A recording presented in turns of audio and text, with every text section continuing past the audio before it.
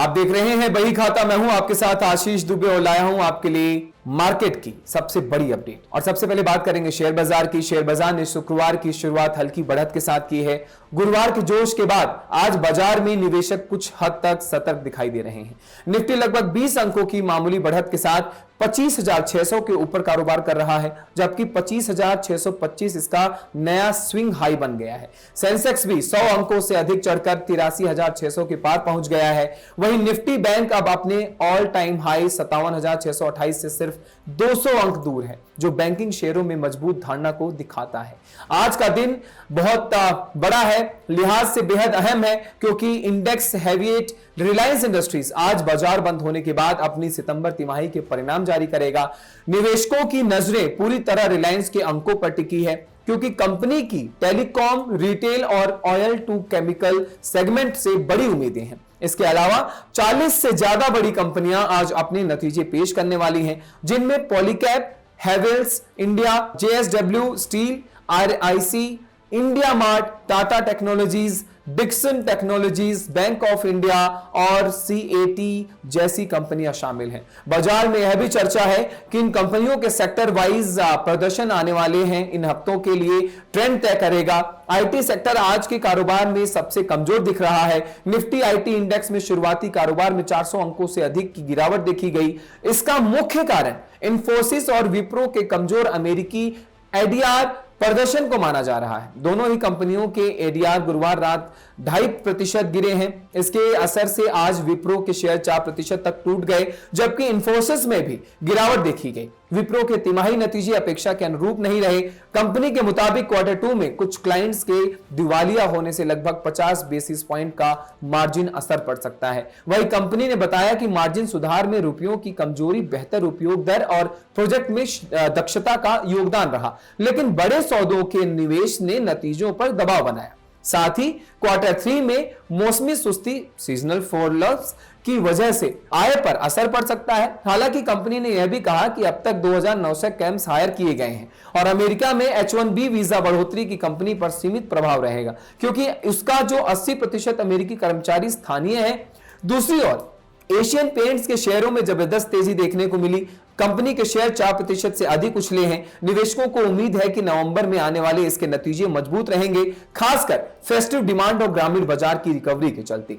Muthoot finance के share भी 2% की बढ़त में है, क्योंकि सोने की अंतरराष्ट्रीय कीमतें रिकॉर्ड स्तर $4,380 प्रति औंस पर पहुंच चुकी हैं। सोने की ऊंची कीमतों कंपनी के कर्ज कारोबार के लिए सकारात्मक संकेत देती हैं। डिफेंस सेक्टर में भी जोश दिखा। निफ्टी डिफेंस इंडेक्स 1.3% की तेजी के साथ आगे बढ़ रहा है। निवेशकों का भरोसा इस बात पर है कि सरकार की मेक इन इंडिया नीति और निर्यात बढ़ाने की रणनीति इस सेक्टर को लंबी रेस का घोड़ा बना रही है। एल्केमी कैपिटल मैनेजमेंट के निर्देशक और सीईओ हेरिन वेड ने कहा कि ब्याज दरों में कमी और जीएसटी रिफॉर्म्स ने ऑटो सेक्टर को नई जान दे दी है। उन्होंने बताया कि 2 व्हीलर और 4 व्हीलर दोनों ही सेगमेंट में बिक्री में सुधार हो रहा है। आईटी सेक्टर में भी उम्मीद से बेहतर प्रदर्शन देखने को मिला है। एल्केमी कैपिटल ने अपने पोर्टफोलियो में KPIT tech, latent view analytics, Force Motors, Paytm और एटर्नल जैसे शेयर शामिल किए हैं। उन्होंने कहा कि फोर्स मोटर्स जैसे स्टॉक्स में मजबूती इसलिए है क्योंकि गल्फ देशों में इसकी मांग तेजी से बढ़ रही है। कंपनी के मुताबिक उनके फील्ड सर्वे और डीलर चेक से संकेत मिल रहे हैं कि सीजीसी क्षेत्र में वाहन बिक्री तेजी पकड़ रही है।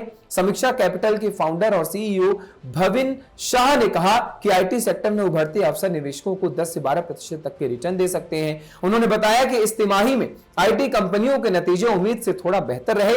हालांकि बड़े आईटी स्टॉक्स में अब भी सीमित अपसाइड है, लेकिन छोटे और मिड कैप आईटी शेयरों में बेहतर मौके हैं। उन्होंने कहा कि वे मास्टेक और रेडिगेंटेंट जैसी कंपनियों में निवेश बनाए हुए हैं। बाजार में आज ट्रेडिंग रणनीतियों पर भी ध्यान रहा। कोटक सिक्योरिटी के श्रीकांत चौहान ने हिंदाल्को को 770 के स्टॉप लॉस और 800 से 810 के लक्ष्य के साथ खरीदने की सलाह दी है। इसके अलावा उन्होंने रिलायंस इंडस्ट्रीज में 1370 के स्टॉप लॉस और 1440 से 1450 के लक्ष्य के साथ खरीदारी की राय भी दी है। भारत अमेरिका ट्रेड डील की बात कर लेते हैं। क्या बन जाएगी अब ऐतिहासिक साझेदारी? पीयूष गोयल ने दिया बड़ा अपडेट। भारत और अमेरिका के बीच बहुप्रतीक्षित ट्रेड डील पर अब एक बड़ा अपडेट सामने आया है।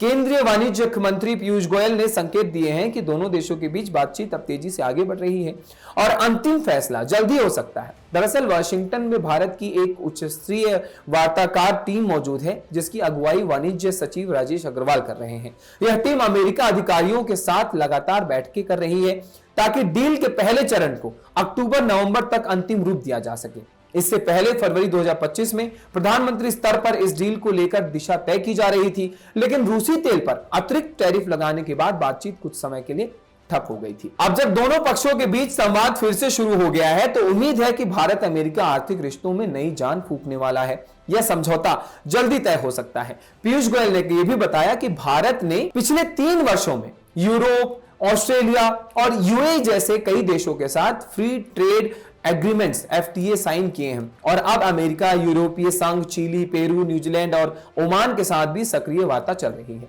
भारत को अमेरिका से ऊर्जा खरीद पहले ही 22 से 23 अरब डॉलर तक पहुंच चुकी है और 12 से 13 अरब डॉलर की और गुंजाइश बची हुई है। यानी इस डील के बाद न सिर्फ व्यापार बढ़ेगा, बल्कि ऊर्जा, टेक्नोलॉजी और निवेश के क्षेत्र में भी नए अवसर खुल सकते हैं। अगर यह डील साइन होती है तो भारत के लिए न सिर्फ आर्थिक रूप से बड़ा कदम होगा, बल्कि वैश्विक मंच पर एक स्ट्रेटेजिक जीत भी साबित हो जाएगी, जो आने वाले वर्षों में भारत को एक प्रमुख ट्रेड पावर के रूप में स्थापित कर सकता है। भारत का पहला इलेक्ट्रिक हाईवे, यह भी आपके लिए बहुत जरूरी है जानना।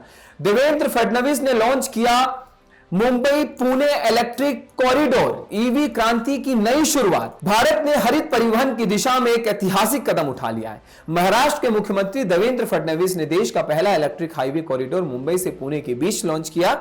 यह भारत का पहला ऐसा हाईवे है जिसे पूरी तरह से इलेक्ट्रिक बनाया गया है, यानी आने वाले समय में यहां भारी वाहन भी डीजल के बजाय बैटरी से चलेंगे। इस लॉन्च के दौरान फडणवीस ने ब्लू एनर्जी मोटर्स के पहले इलेक्ट्रिक हैवी ड्यूटी ट्रक का भी उद्घाटन किया, जो बैटरी स्वैपिंग तकनीक से लैस है। इसका मतलब है कि ट्रक ड्राइवर अब बैटरी खत्म होने पर लंबा इंतजार नहीं करेंगे, बस कुछ मिनटों में पुरानी बैटरी बदली जा सकेगी और ट्रक फिर से सड़क पर दौड़ पाएंगे। फडणवीस ने कहा कि यह तकनीक भारत के ईवी सेक्टर के लिए गेम चेंजर साबित होगी। बैटरी की कीमतें घट रही हैं, जबकि उनकी क्षमता और लाइफ बढ़ रही है। आने वाले वक्त में ये ट्रक एक बार चार्ज में 400 किलोमीटर तक चल सकेंगे। राज्य सरकार ने इस दिशा में दीर्घकालिक नीति अपनाई है ताकि इलेक्ट्रिक व्हीकल और वैकल्पिक ईंधन उद्योग को बढ़ावा मिल सके, पर्यावरण की रक्षा हो सके। महाराष्ट्र अब केवल ट्रांसपोर्ट ही नहीं, बल्कि ग्रीन एनर्जी मिशन में भी तेजी से आगे बढ़ रहा है। फडणवीस ने कहा 2035 तक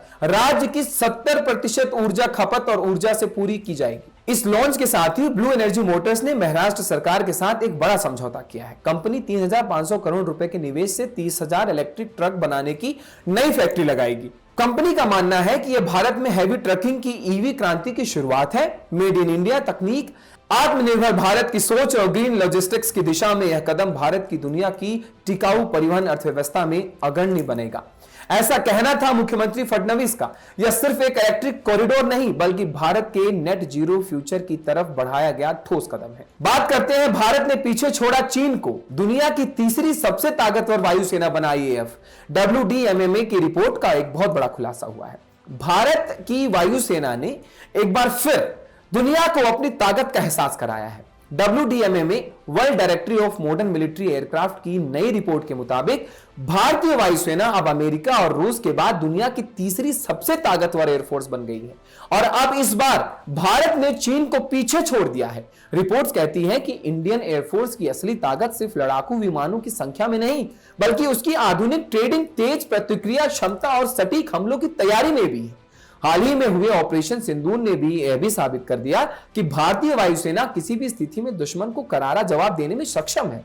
इस ऑपरेशन के दौरान पाकिस्तान के 100 से अधिक सैनिक मारे गए और उनके 12 विमान तबाह हुए, जबकि भारतीय वायुसेना ने अपने मिशन को पूरी सटीकता से अंजाम दिया था। WDMMA की यह रैंकिंग सिर्फ ताकतवर विमानों की गिनती पर आधारित नहीं होती, इसमें तकनीकी आधुनिकता, रक्षा रणनीति, लॉजिस्टिक सपोर्ट और पायलट ट्रेनिंग क्वालिटी जैसे कई कारण शामिल होते हैं। यही वजह है कि भारत अब दुनिया के उन गुने चुने देशों में शामिल हो रहा है जो स्मार्ट एयर पावर के मॉडल पर काम कर रहे हैं। रिपोर्ट्स में यह भी बताया गया कि भले ही चीन के पास भारत से अधिक विमान हो, लेकिन भारतीय वायुसेना अधिक कुशल, बेहतर प्रशिक्षित और टेक्नोलॉजिकल रूप से एडवांस मानी जाती है। वहीं पाकिस्तान की एयरफोर्स अब चीन पर निर्भर है, लेकिन तकनीक और ट्रेनिंग दोनों मामलों में भारत उससे कई कदम आगे है।